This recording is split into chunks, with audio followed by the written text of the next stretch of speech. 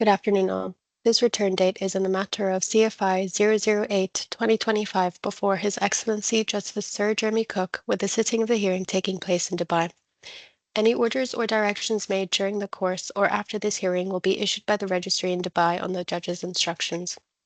The claimant is represented by Amareller Legal Consultants. Lead counsel is Mr. Christopher Gunson. The second defendant is represented by Hamdan Al-Shamsi Lawyers and Legal Consultants. Lead counsel is Mr. Robert Whitehead. Thank you, Your Honor. Yep. Yes. Mr. Gunson. Your Honor, we have submitted the skeleton arguments. I'm pleased to begin with those if it's suitable. Read those, yes. So, as a brief background, we have a default judgment. It is binding and not subject to appeal. The defendant has sought to evade execution by provision of, I would say, insufficient information and unwarranted applications to the court. We have requested an ex parte freezing injunction, which was granted. And there were two obligations that I required affirmative action on behalf of the respondent. One was the provision of information within 48 hours of the order, or within 2 days of the order. And the other is the furnishing of an affidavit, which is due in 2 days. And we believe it is fair to describe the provision of information as being manifestly incomplete. And we have followed up with a number of follow-up questions, which have been rejected by my learned friend's colleagues. And we would ask that the court now consider a number of key considerations. One is, should the order be expanded? Most notably along the lines of disclosing all transactions that were undertaken by the respondent regarding his assets since the 1st of January, which is to align with the position that was made during the hearing on the 2nd of July. And then also to review the information that has been given and give instructions to the respondent regarding the contents of the information that has been provided. Yes. Anything else you want to say at this stage? Well, we believe it's critical that, as is envisioned by the order, that it continue until the judgment is paid in full. So certainly it should be continued, and we would also request that it be expanded along those lines. And I think that the skeleton arguments do list, I think, relevant events that are relevant for the court's consideration, which is that the respondents representing counsel, not my learned friend who I haven't spoken with yet, but his colleagues, they are not facilitating the meaningful disclosure as is envisioned by the order. Yeah. All right. There is an oddity about the order made. I take it that at the time when we first discussed it, we must have been thinking that either 10 working days did expire before the return date, or else the return date somehow got put beforehand. Can you recall any reason for that? Your Honor, I do not see the provision of an affidavit being a requirement for today's hearing. No, it isn't. In fact, it isn't. It isn't. But yes. Nonetheless, it would be usual for it to be in that order, and I would have expected that. That's probably what I had anticipated or intended, without perhaps at the time realizing quite when 10 working days might expire. Was there a delay in drawing up the order? I think that if we recall the schedule, that we had the hearing on the 2nd of July, and the order was then issued on the 4th of July. So it's possible that, yes, the The date of today could have been the deadline for furnishing the affidavit, but even then, the deadline would have been 4 p.m., not at this time. Yeah. So in any event, I think that there would have been still time for the respondent to complete the affidavit. Yeah, well, probably my fault, but there we are. Right, all right. Mr. Whitehead, what do you want to say? Yeah, hi, Your Honour. Thank you. Your Honour, I'd like to just make a few preliminary submissions. Firstly, we've only recently been instructed on this, so there has been some, time for us to get up to speed with the case and the file. But what I propose to do today is essentially divide my oral submissions into 5 propositions. The first is that I'll outline the serious nature of the freezing order and how the second defendant has already complied, or the second defendant's position is that they've sought to comply with the provision of information direction, which is specified under paragraph 11. Just on that point, the freezing order, for some reason, the claim it's not actually in the bundle. It escapes me why it's not been included. But I can share it on my screen. Your Honour's obviously aware of it anyway, but certainly there's references I will make to it during my submissions. The second point is I'd like to explain how the second defendant is continuing to comply with the freezing order and will submit a sworn affidavit by the due date, which is the 18th of July. That's in compliance with paragraph 12. And third submission, on behalf of the second defendant, my instructions are that I'll explain how it's procedurally unfair and contrary to the overriding objective for the return date hearing to proceed in advance of the affidavit date, which we've just discussed. The fourth submission is that the Mr. Whitehead. No, Yeah. Mr. Whitehead. Yeah. That's not a submission I'm very likely to accept. Okay. We're here for a return date. If matters can't be fully argued, they could be fully argued on some other occasion. The return date is here so that I can decide what to do next.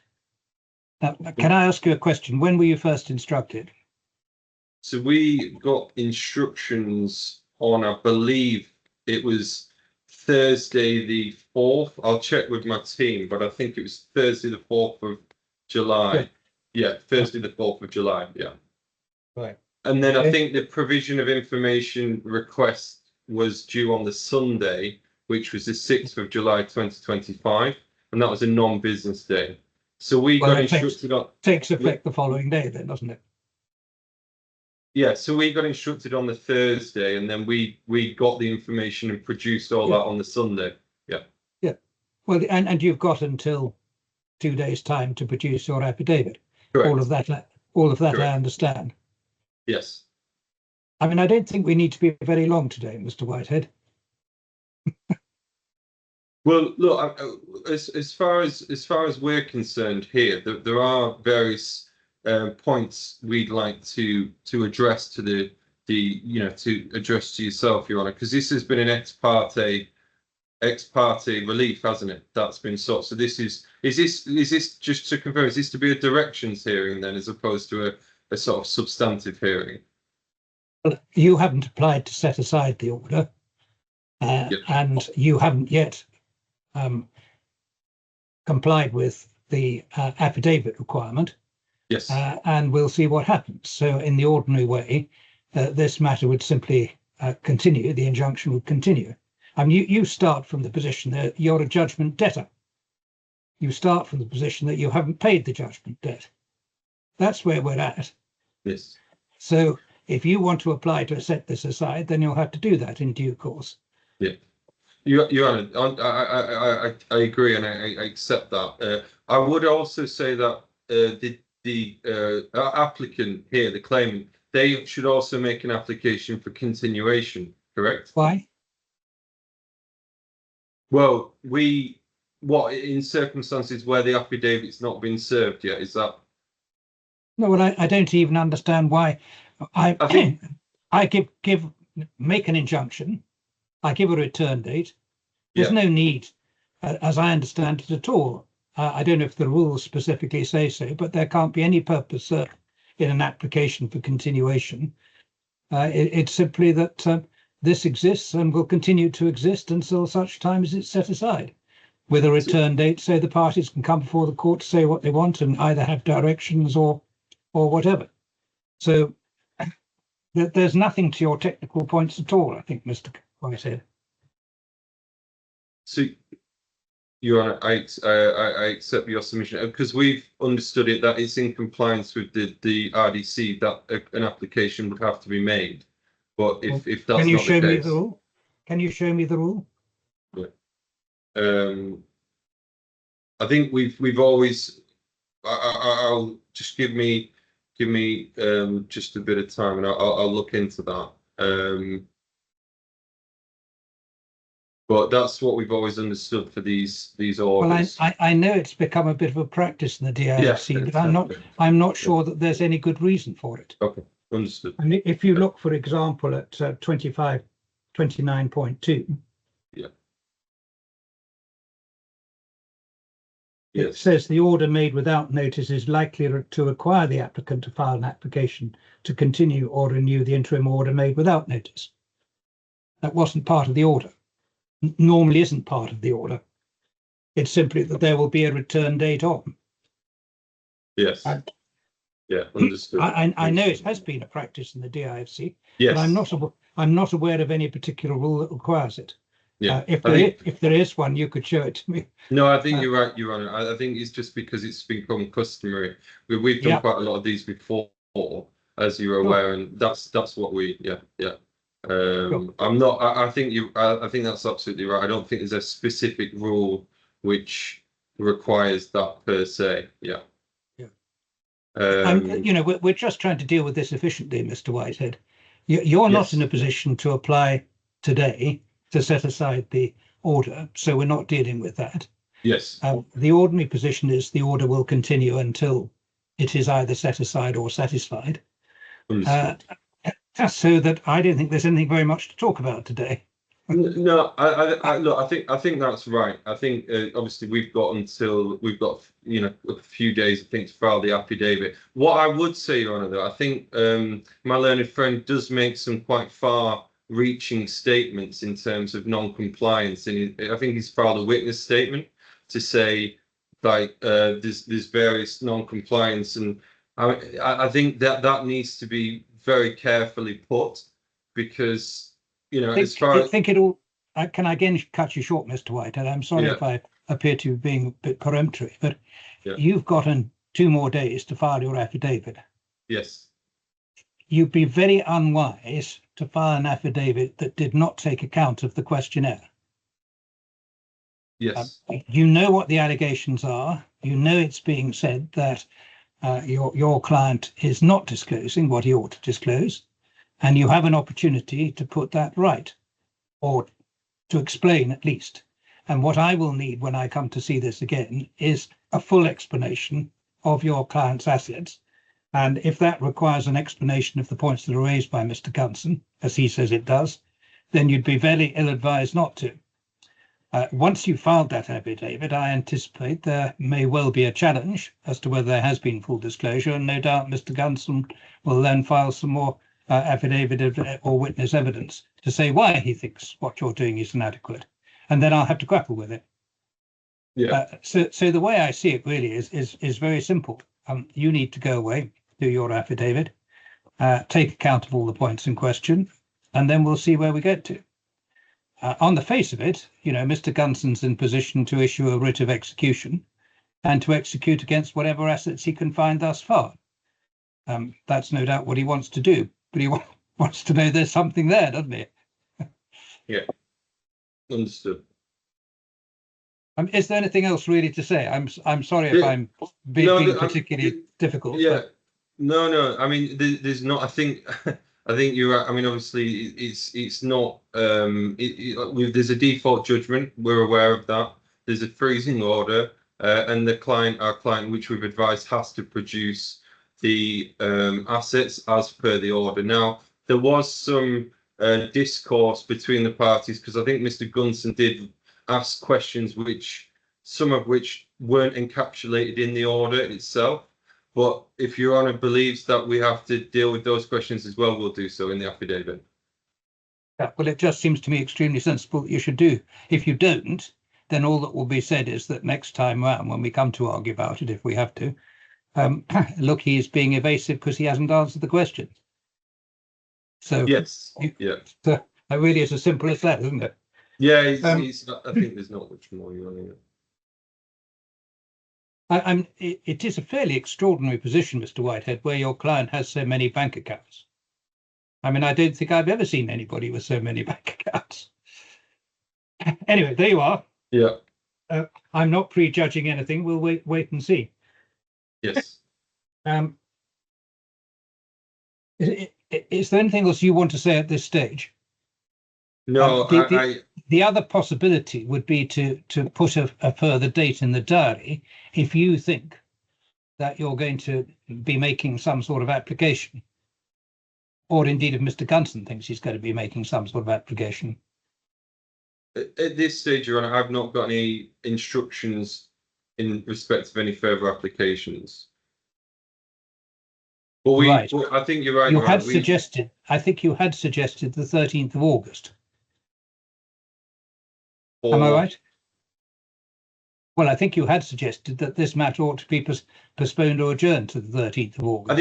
I think we thought it would be sensible to get the affidavit filed before this return date hearing. That's why we suggested that, yeah. Well, are you saying that it makes sense to at least pencil in a date for the 13th of August for whatever further developments there may be? That gives everybody, what, nearly 3 to 4 weeks, I suppose. I think that's sensible, but I take on board Your Honour's points in that we need to deal with this from a time and cost perspective efficiently, because essentially, if we keep having these hearings and costs keep incurring, I think it goes against the overriding objective. We have reached out to Mr. Gunson on to try and facilitate a dialogue. That seems to have failed. So my view is that it is impractical and it doesn't make sense to just keep, if there's a default judgment, a judgment money's owed, then that's what the court has ordered. Yeah. And the position very simple, really, Mr. Whitehead. It's this, isn't it? Your client's a judgment debtor. If he's as impecunious as he says he is, then he needs to come up with an offer to pay, whether it be by instalments or whatever. I agree. Otherwise, there'll be writs of execution, and the costs will simply increase. Yeah, so, it's not for me to advise your client; it's for you to do so. No, absolutely. But the costs of this could get completely out of hand, couldn't they? For what is not, at least in the court's terms, very large sums of money. Yes. Costs will rise and eat up whatever sums are in issue before too long. So yes. You need to get your heads together and do a deal of some kind. Come up with instalments, whatever it may be. Well, Mr. Gunson, do you want to set a date of any kind, or is it best simply left and you can apply to the court if and when the parties think they need it? As it happens, I'm more or less available, or can be made available, throughout August. I've got a period of a week or two towards the end of this month when it'd be quite difficult to fit any hearing in. But as I say, I can probably be found at fairly short notice in August if need be. Your Honor, thank you for your flexibility. I think what's most suitable is that we receive the affidavit, we then review that, and in an ideal world, my learned friend and I could meet and speak on this matter along the lines that you have indicated. And when necessary, we would make a request to the court, an application to the court for a subsequent hearing. Very good. Well, I think you're both agreed on that, so that makes sense. Mr. Whitehead, you are, because you've been involved in this now for a week or so, you must have done some investigation and seen that sums were supplied to your client for investment. And the big question is what's happened to those sums. And so, although the order doesn't specifically talk about saying exactly what's happened to the sum that was invested and should have been returned in January, nonetheless, it's incumbent on your client essentially to explain why it is that he's so short of money if he says he really is. Yeah. Anyway, there we are. You've got points. We'll try and address that in the affidavit. Your Honour, I would make one remark though, because one would expect perhaps a Part 50 hearing as opposed to a freezing order in such a scenario. As far as we're aware, and we can deal with this in the return hearing, in order obviously for there to be a freezing order, there has to be a risk of dissipation of assets. Yes. Yes. Yeah. Well, I was entirely satisfied on an ex-parte basis that was the case. If you want to come along and say there is none later and apply to discharge it, well, that's a matter for you. Understood. Yeah. But it's not terribly easy for a judgment debtor to do that when he's not paying any money or actually even offering openly to pay it by installments or any other way. Well, I think, Your Honour, I think that there has been discussions regarding that, and I think Your Honour, we take on board your guidance, and I think Mr. Gunson and I agree on that we need to meet and try and resolve that. Yeah. Yeah. Well, why don't you do that, both of you? Yeah. All right. Nothing else then, I think, for me to do from either of you today. I'll simply reserve costs for the moment, and we'll deal with that as and when. Yeah. Very good. Nothing. Either of you want to say anything further?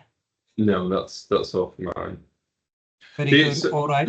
Your Honour, the only last point is we just need to mention that we have filed cost submissions for this hearing, but if costs are reserved, then that's fine. Yeah.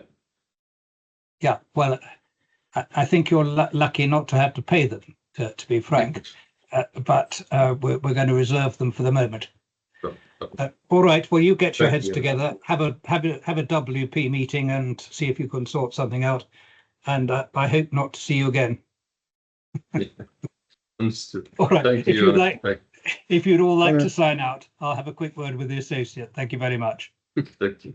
Your Honour, thank you very much.